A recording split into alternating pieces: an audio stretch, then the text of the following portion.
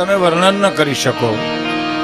સમુદ્રનો તમે પરિચય કરીને કોઈ વર્ણન ન કરી શકો. સમુદ્ર કોના જેવો? તો કે સમુદ્ર જેવો.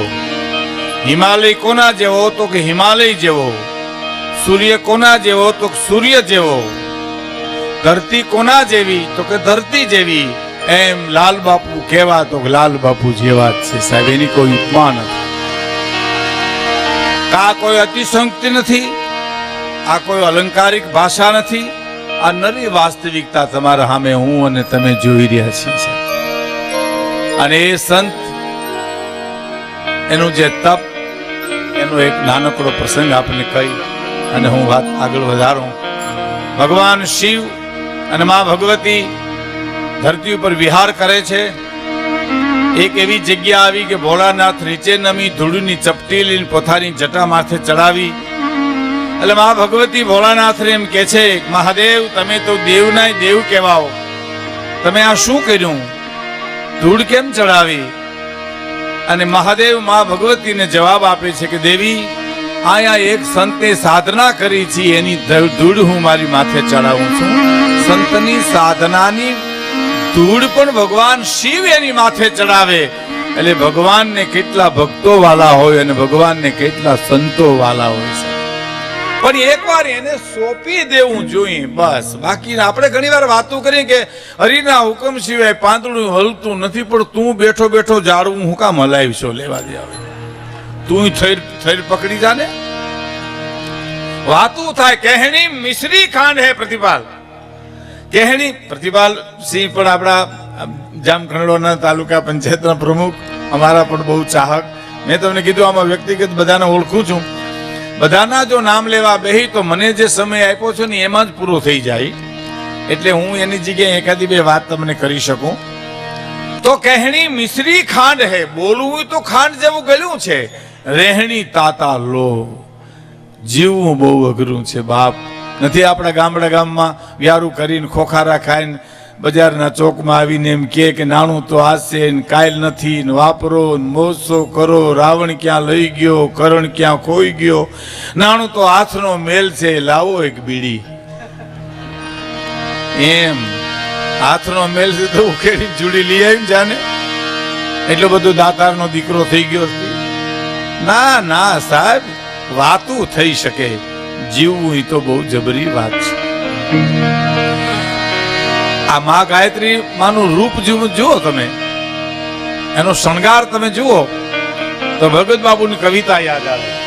ભાઈ ગાવા ગાવા અરે ગાયત્રી માના ગીત એ ગાવા ગાવા મારે જગદંબાના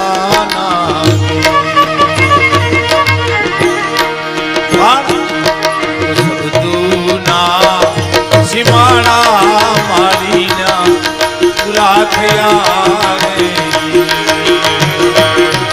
સબદુના માળા મારીના પૂરા થયા રે.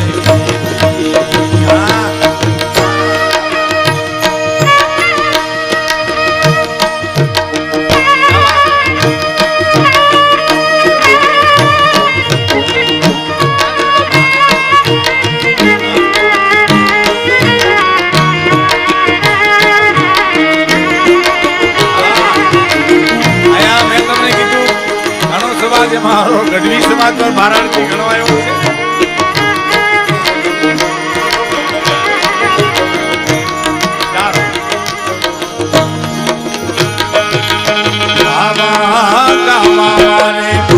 ગાયત્રી માના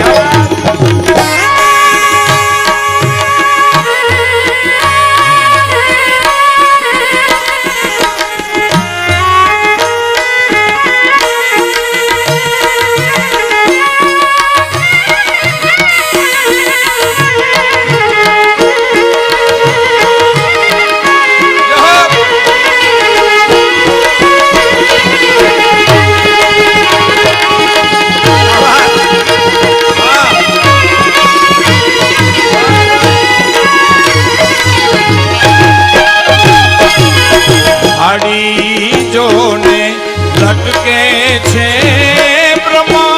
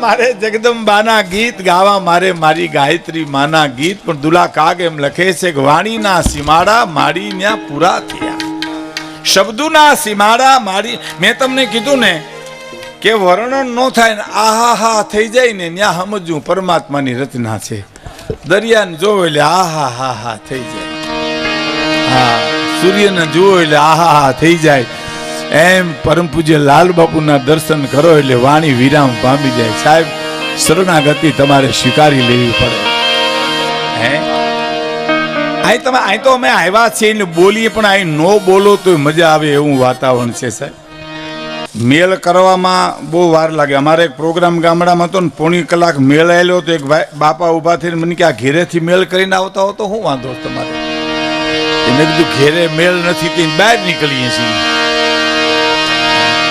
એ મેળ બહુ જરૂરી છે મેળ થઈ ગયો તો સાંભળજો પછી આપણે જોઈએ અટાણે આ પરિબાપુ જો પેટી લઈ આવ્યા પછી આ દેવરાજભાઈની પેટી છે આવો આવો હવે એક બીજી વિનંતી આપને કહું કારણ કે બાર ગામ જાય એટલે વિનંતી જ કરાય એમ બાર ગામ કે મુશ્કેલ કાંઈ મળાય નહીં એમ એટલે વિનંતી હું એક વાતુનો માણસ છું મારું ગાવું તો હું એક બે કડી હોય પણ જ્યારે આપણે વિજય ગઢવી ગાય પરિમહારાજ ગાય લક્ષ્મણભાઈ આવશે ત્યારે તમારે આમ ધોધ વહાવજો આમાં હું તો વાતુનો માણસ છું આંખું વીચીને આંખું વીચીને ભજન ગાય તો રૂડા લાગે પણ આંખું વીચીને વાતું કરીએ ને તો મીંદડી દૂધ પીતી હોય એમ લાગે એટલે મારે એક પ્રસંગ કેવો છે ક્ષત્રિય સમાજ છે આહિર સમાજ છે ગઢવી સમાજ છે પટેલ સમાજ છે માના દરબારમાં 18 વર્ણ છે તો ભારતીય સંસ્કૃતિની એક શ્રદ્ધાની મારે તમને એક વાત કરવી છે કેવી શ્રદ્ધા હોય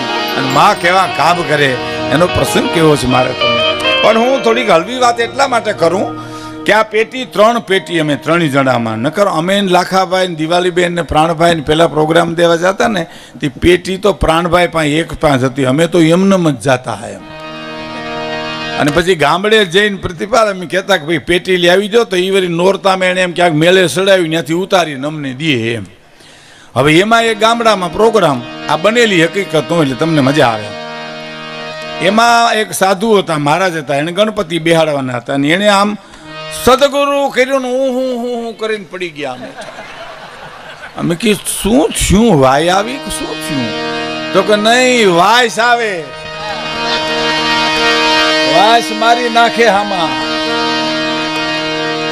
અરે ભાઈ કે આમાં કઈ જોવો તો ખરા ગોદડા ઉંચકાવો ગાડલા ઉંચકાવો જીવ જંતુ કઈ મરી ગયું ને બાઈસ આવતી હોય અને જોયું બિચારા બેતારા ગામડાના માણસો ફટાફટ કે બાપુ કાંઈ છે નહીં ઉપાડો સદગુરુ કરીને પડી ગયા પાછા કે શું છે કે વાયસ આવે સામાથી પછી ખબર પડી કે આ ધમણમાં ઊંદરડો મરી ગયો હતો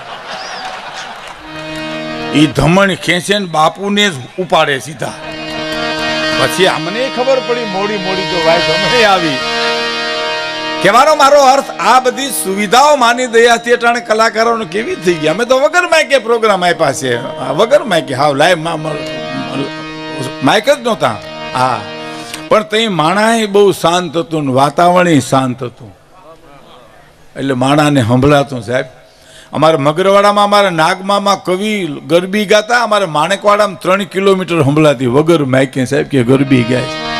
અને તમારા ઉપલેટાની પાસે કાથરોટાનો ચોથિયો મંડલી રમતો, એ ગોપી થતો અને 1/2 કિલોમીટર વગર માઇકે ત્યાં વેહ કાઢે, ત્યાંથી માથે ભરિયેલ મહિના માટ બોલે. તમારા કાલુભાઈના બગીચામાં મોરલા બોલતા. હામાં સાહેબ વિચાર તો કરો, મોરલા બોલતા. હે કહેવાનો મારો અર્થ, હે માં મારે તારા રૂપનું વર્ણન કરવું છે, પણ શબ્દોના સીમાડા માડી પૂરા થયા મારા રાણીના જીવનમાં. હે મારે એક પ્રસંગ કેવો છે આપને.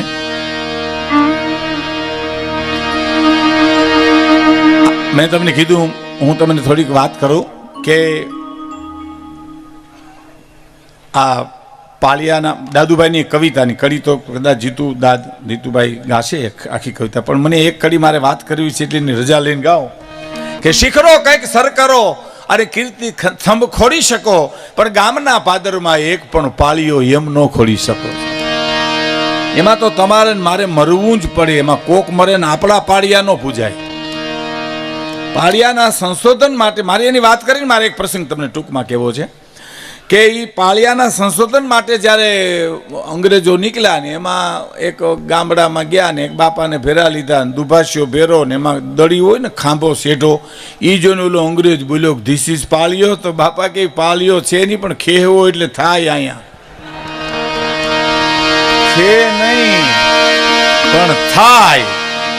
મારે આપને એક પ્રસંગ કહેવો છે કે ક્ષત્રિય સમાજની સુરવીરતા તો એનો જન્મજાત હક છે, પણ એની શ્રદ્ધા, એની ભક્તિ, એની કરુણા, એની દાતારીના પ્રસંગો તો તમે જુઓ સાહેબ.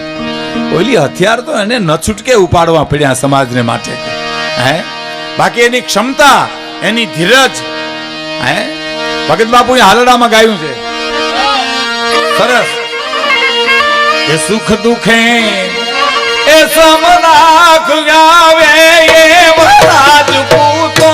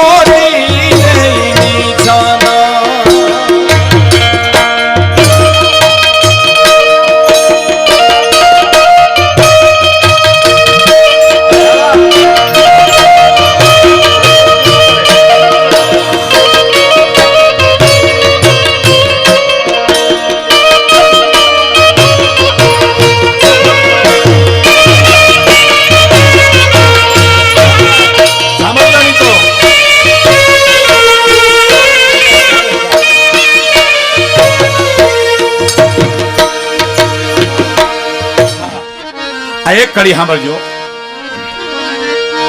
કે સુખ દુખે સમભાવ રાખે એવા રાજપૂતો નાની, એટલું મારા પ્રાણથી પ્યારા તું લખી લેજે કૃષ્ણના લાલા. શું હારડું ગાયું દુલા ખાગે સાહેબ. મહારાજા ભાવનગર કુંવરને હિચકાવતા સિંહ સાદુડા એ રાખીશ માજાજ પરદેશોની પ્રીત ઘરો ઘર ગોળલા હાથી પ્રજાની સુના લાગી ઘરો ઘર ગોળલા હાથી પ્રજાની સુના લાગી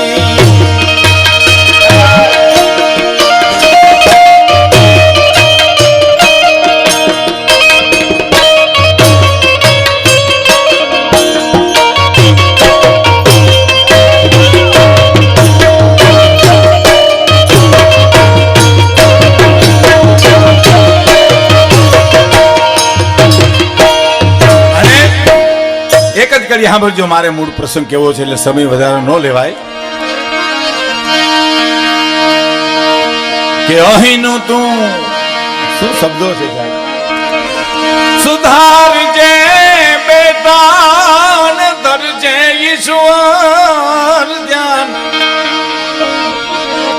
હા બલ પે રમના રાજા આ દેવું ના મોહ નહીં જાજા અહીંનું તું સુધારજે બેટા અને ધરજે ઈશ્વર ધ્યાન સાંભળ પેરમના રાજા આ દેહુના મોહ નહીં જાજા એટલે કવિ નીકળે છે મર્દનો પાળિયો જવે કવિ દાદ જેવો કોક પ્રકૃતિનો કવિ છે પાળિયાને જોઈ અને કવિ પ્રશ્ન કરે છે આ ત્રણ કડી પછી મારે આની પાછળની વાત કરી મારી વાત પૂરી કરવી છે પણ હે પાળિયા તને અહીં કોણ ખોડી ગયું તને અહીંયા કોણ રંગી ગયું સિંદૂરથી ઈ તો કહે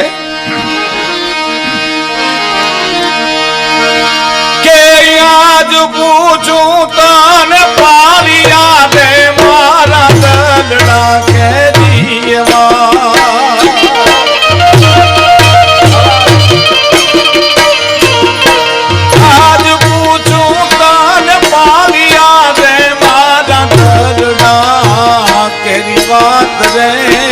મારા દલડા કે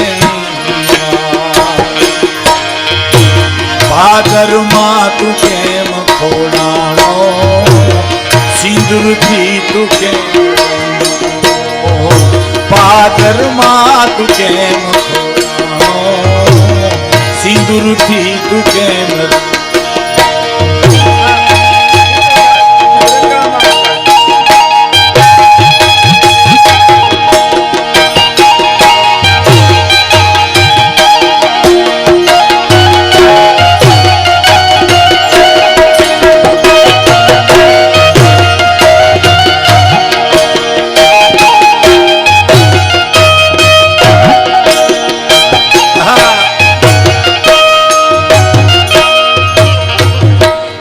ટૂંકમાં વાત કરું મિત્રો પાળિયાને કવિ પૂછે છે તને કોણ ખોડી ગયું અહીંયા તને કોણ રંગી ગયું અહીં તો કે અને પાળિયો જવાબ આપે છે પથ્થર બોલે છે સાહેબ સાંભળજો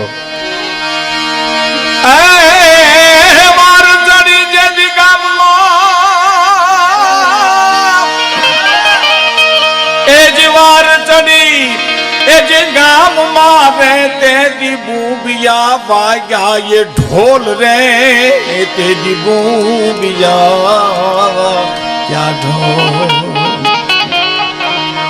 પછી ખાડાના એ ખેલ ખેલાણા એથી અમે આઈ ખોડાણા પાળિયાની વેદક વાત તો જુઓ સાહેબ તેદી ખાડાના એ ખેલ ખેલાણા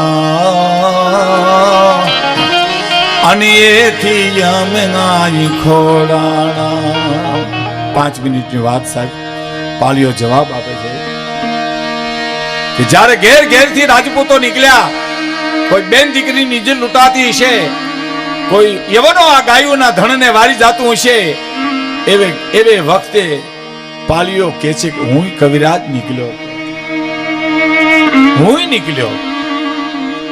મારા પિતાને પગે લાગ્યો, મારા પિતાએ કીધું બેટા નામ ઉધલું કરી આવજે. મારી માને પગે લાગ્યો, મારી માએ કીધું ધાવણ ઉધલું કરી આવજે.